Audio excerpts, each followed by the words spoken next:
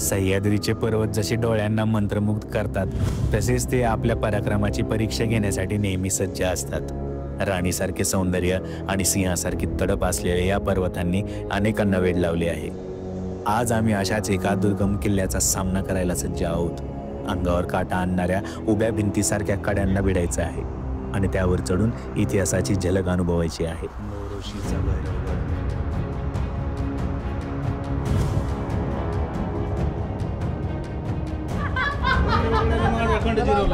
काय चाललंय इथं मरण कर कर कर कर कर कर कर कर आचक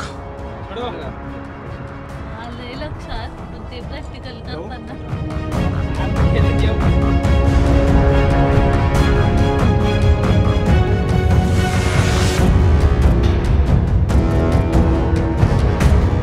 आमच्या या साहसाची सुरुवात झाली पुण्यातून. पहाटेच्या प्रसन्न वेळेला आम्ही गाडीतून निघालो आणि माळशेज घाटातल्या अप्रतिम निसर्गाचं स्वागत कॅमेऱ्याच्या लेन्सने केलं. पहाटेच्या ताज्या हवेने नटलेला माळशेज घाट मन मोहून टाकणारा होता. ही सुंदर क्षण टिपून आम्ही मोरोशी गावाच्या पायथ्याला पोहोचलो, जिथून खऱ्या अर्थाने चढायला सुरुवात होणार होती. जास्त असलं का नाही तुम्हाला बघा, एवढा वेळ नाही. 5 मिनिटं गेलं तिथं का लगेच खाली यायला बिस्किट पडत आहे.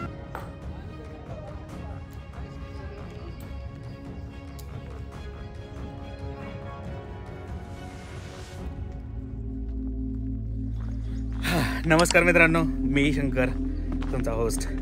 आज आपण जात आहोत मोरोशीच्या भैरवगडाला.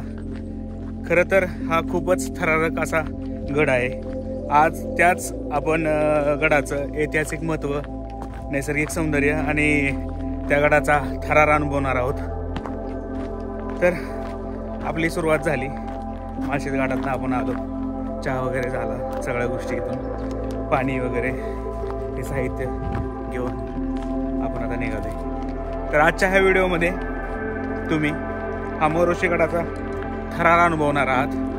तर व्हिडिओ शेवटपर्यंत बघा.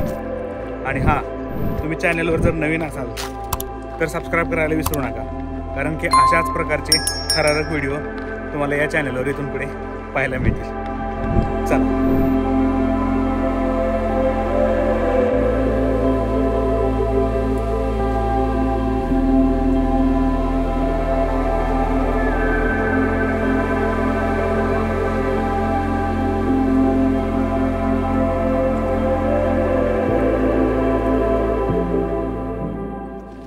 ट्रेक स्टार्ट केला आणि सुरुवातीलाच चढ आला, त्यामुळे थोडासा थकवा आला. आता एकदम फ्लॅट अशी जागा आली, मस्त चालायला. उतार पण आलाय पुढे. मोरोशीचा भैरवगड भिवंडी तालुक्यातील मोरोशी गावाजवळ आहे. भैरवगडाचं नाव येतं ते इथल्या भैरवनाथ मंदिरामुळे, जे गडाच्या पायथ्याशी आहे. हा किल्ला एकेकाळी आदिलशाही आणि मराठ्यांच्या साम्राज्याचा एक भाग होता. याचं ठिकाण महत्त्वाचं होतं, कारण यावरून आजूबाजूच्या मार्गांवर लक्ष ठेवता येत होतं.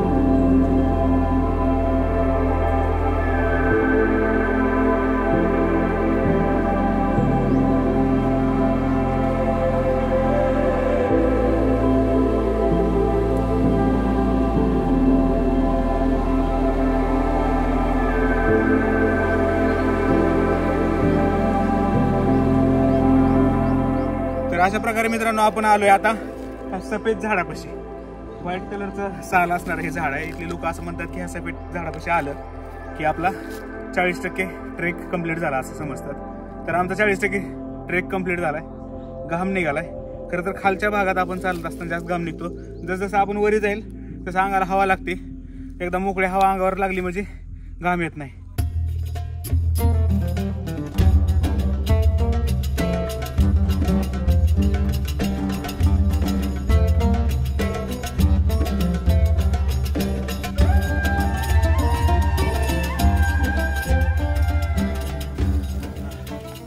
तर अशा प्रकारे मित्रांनो 70% या ठिकाणी ट्रेक कंप्लीट झाला असं म्हणायला हरकत नाही.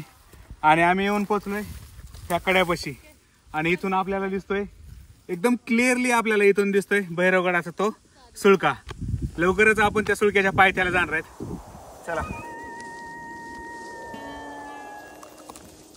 जरी हा गड आता भग्रावस्थेत असला तरी त्याचे अवशेष आपल्याला जुन्या काळची आठवण करून देतात. विशेष म्हणजे गडावर अनेक ठिकाणी सुंदर नैसर्गिक गाळ्या दिसतात, ज्या ट्रेकर्ससाठी आदर्श आहेत.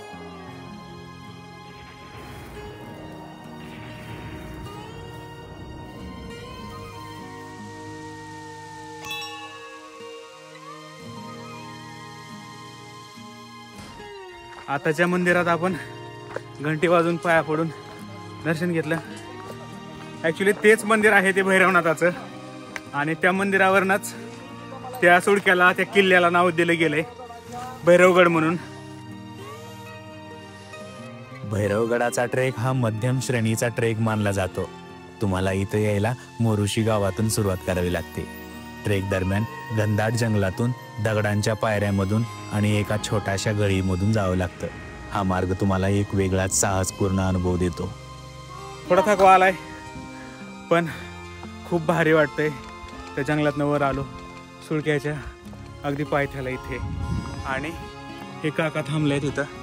तुम्हाला इथे एक पाण्याचं टाकं पाहायला मिळेल. आता मी काय वर जाणार नाही, पण तिथं आपल्याला एक शेवटचा पाण्याचा सोर्स आहे. तिथून आम्ही आता पाणी घेतो आणि पुढची वाटचाल चालू करतो. तुम्ही बघा हा सुळका कसा दिसतोय, किती उंच कडा आहे. त्याच कड्याच्या आपल्याला एकदम टॉपला जायचंय. आता खरं आपण सुळक्याच्या अगदी जवळ आलो म्हणायचं, एकदम अशा पायथ्याला. आणि सूर्याची किरण किती सुंदर पडलीत बघा तुम्ही. एकदम अशा किरणांच्या रेषा खूप छान दिसते. आणि या ठिकाणी खूप लांबपर्यंतचा परिसर आपल्याला येथून पाहायला मिळतो. तो एकदम असा समोर असा हे गोल जो राऊंड आहे ना, तो कोकण कडा आहे. गाईड काकाने आम्हाला कड्याच्या मध्यभागी खोदलेल्या टाकीतून स्वच्छ पाणी काढून दिलं, जणू काही तो त्या परिसराचा अमृत कुंभच. पुढे त्यांनी हार्नेस वगैरे व्यवस्थित सेट करून दिलं, कारण इथून पुढचं प्रकरण खरंच जरा धडकी भरवणार होतं. मुख्य आकर्षण होतं पिनॅकल रॉक क्लाइम्बिंग, ट्रेकिंग जगातलं एक रोमांचकारी आव्हान. इथं अनुभवी ट्रेकर्सच सहज चढाई करू शकतात. जर तुम्ही नवखे असाल तर कृपया एखाद्या अनुभवी गाईडच्या सोबतीनेच हा अनुभव घ्यावा, कारण इथला प्रवास जितका अविस्मरणीय आहे तितकाच तो आव्हानात्मक देखील आहे. फायनली मित्रांनो, मी येऊन पोचलोय त्या सुळक्यापाशी. हेच ते पिनॅकल भैरवगडाचं. आणि खरंच आता इथून पुढचा जो आपला प्रवास असणार आहे तो खूपच चॅलेंजिंग असणार आहे. आपल्याला ह्या रोपच्या साह्यानं, पायऱ्या तर तुम्ही बघू शकता कशा आहेत, आपल्या वर जायचंय. आणि काही ठिकाणी गरज पडली तर आपल्याला हार्नेस ह्या रोपमधनं पास करत करत वर जायचंय.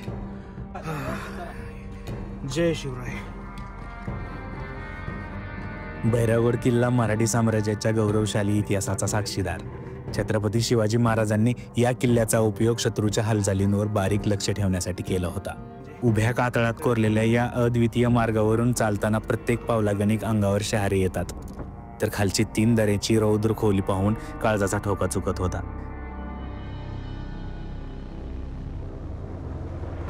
Oh my God. मला काय आईच्या गावात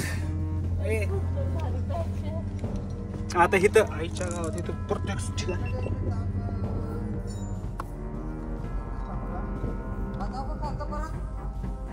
हे पांडुरंगा विठ्ठला परमेश्वरा नारायण भगवंता, लक्ष दे रे माझ्याकडे. आता जवळपास आपला 10% पॅच संपल्याचा आहे. आणि या ठिकाणी एक छोटीशी गुहा आली आहे. कसली गुहा आहे? झालं का? अरे येते का नाही पुन्हा? दे ये सोड. आयो आयो, रवी बता. हे बाबा काय अरे काय, एवढ्या कष्टानंतर ह्या गुहेत येऊन आम्ही पोहोचलोय. एक थोडीशी कोरलेली गुहा आहे. आता वर जायचं अवघड आहे. पूजा ताई तर गेलेत बरे.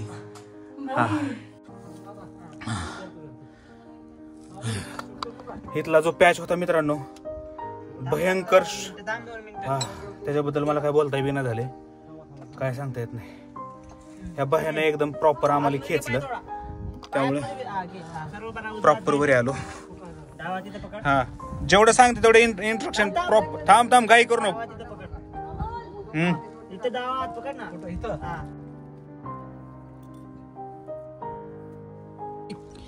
इकडं ओके. आणि ही जी तुम्हाला स्काय ब्ल्यूची रस्सी दिसते ना, ह्या रस्सीवरनच आपल्याला खाली रॅपलिंग करत जायचं. किल्ल्याच्या या कातळात खोदलेल्या पायऱ्या म्हणजे जणू निसर्ग आणि मानवी पराक्रमाचा अद्भुत मेळ. एका टप्प्यावर पोहोचण्यासाठी आम्ही दोरीच्या मदतीने चढाई केली. पुढे मात्र एकच पायरी चढायची होती, तीही जीवाचा थरकाप उडवणारी. जर वर पोहोचलो तर विजय, नाहीतर थेट 400 फुटाच्या दरीत विलीन होण्याची तयारी. अशा रोमहर्षक अनुभवांसाठी भैरवगड हा एक साहसप्रेमींसाठी स्वर्गच म्हणावा लागेल. अगदी थोड्याच वेळात आम्ही भैरवगडाच्या माथ्यावर असणार आहेत. पण जो खालचा पॅच होता ना, जिथून त्या भैयानं आपल्याला हात दिला, तो खूपच डेंजरस होता.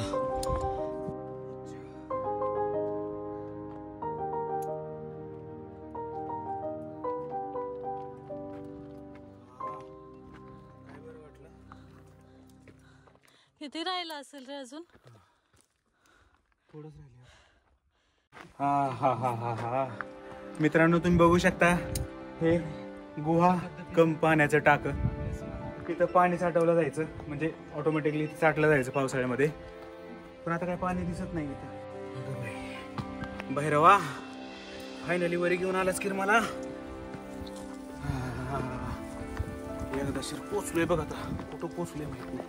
हा, पहिला टप्पा कंप्लीट झाला.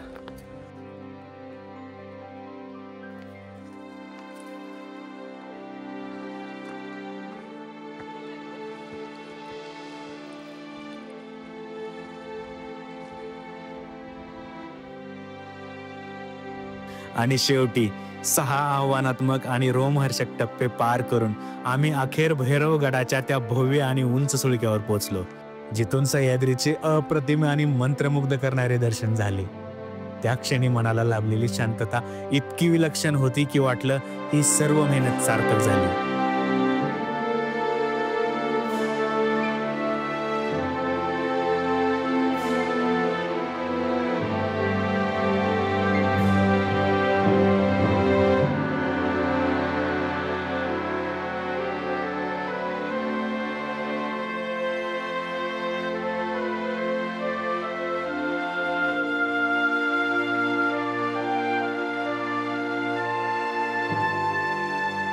भैरवगडाचा हा अविस्मरणीय ट्रेक पूर्ण करून जो आनंद अनुभवला तो शब्दांमध्ये व्यक्त करणं खरंच कठीण आहे. मात्र हा आनंद फार काळ टिकू शकला नाही, कारण आता परतीचा प्रवास सुरू करायचा होता. आणि तो मार्ग म्हणजे साहस, कसोटी आणि धाडसाचा अत्यंत खडसर प्रवास. मित्रांनो, अशा प्रकारे सुंदर असे ड्रोन शॉट एन्जॉय केल्यानंतर वरी मस्त हवा घेतली, थोडंसं थांबलो, पाणी पिलं, रिफ्रेशमेंट झाली आणि आम्ही आता चाललोय परतीच्या प्रवासाला. जेवढा वर येण्याचा प्रवास चॅलेंजिंग होता, त्याच्यात दुप्पट हा परतीचा प्रवास असणार आहे चॅलेंजिंग. तर परतीच्या प्रवासाला सुरुवात करतोय.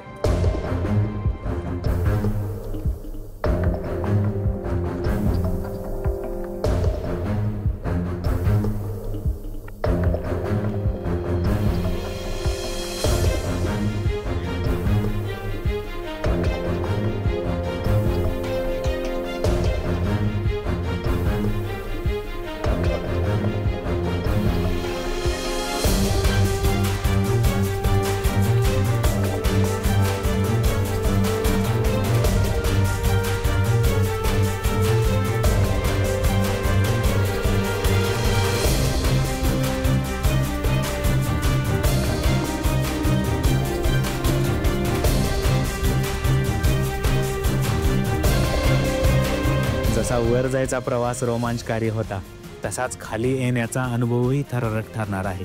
कारण आम्ही रॅपलिंग करत खाली उतरलो, ते करताना प्रत्येक क्षण जणू जीवाशी खेळल्यासारखं वाटत होतं. तरी सुद्धा धाडस न हरवता आम्ही सुखरूप खाली पोहोचलो आणि एक मोठा मोकळा श्वास घेतला.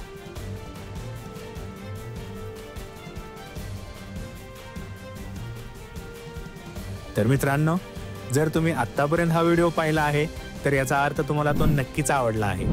मग उशीर अजिबात करू नका, व्हिडिओला लाईक करा आणि चॅनलला सबस्क्राईब करायला विसरू नका. लवकरच अशा एका रोमांचक आणि साहसी अनुभवात भेटूया. जय हिंद, जय महाराष्ट्र.